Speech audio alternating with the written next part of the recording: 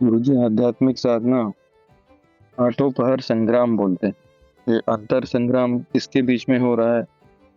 ऐसा है, आठों पैठ संग्राम का मकसद ये है कि जब आप इस यात्रा पे चलोगे, ये वर्टिकल जर्नी है, ऊंचाई पे जाना है। जैसे आप ऊंचाई पे जाओगे तो आपको मालूम है आपको ऑक्सीजन कम मिलेगी, ज़्यादा शक्ति लगानी पड़ेगी।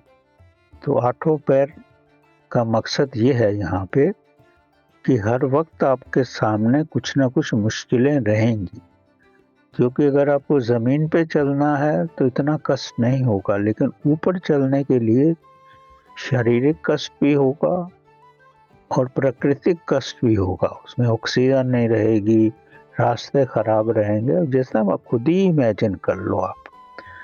तो परमात्मा के रास्ते पर चलने से जैसे ही आप ऊपर चलने लगोगे तो सबसे पहले मूलाधारा को क्रॉस करना बड़ा मुश्किल होता है।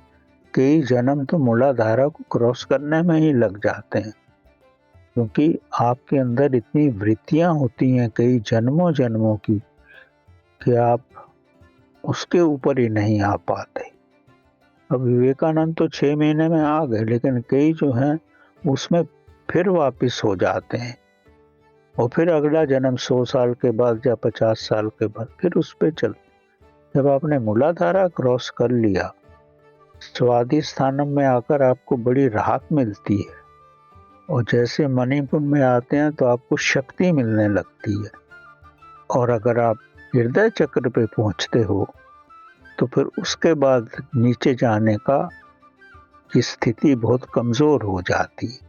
फिर आप धीरे धीरे ऊपर ही जाओगे।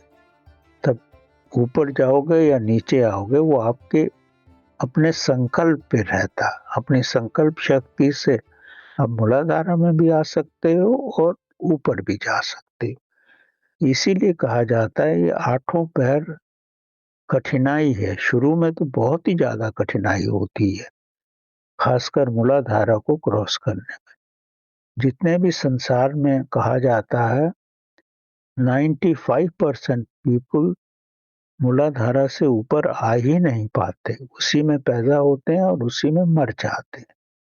मूलाधारा शक्ति से ऊपर आओगे तो आप में हर प्रकार की शक्तियां धीरे धीरे आने लगे।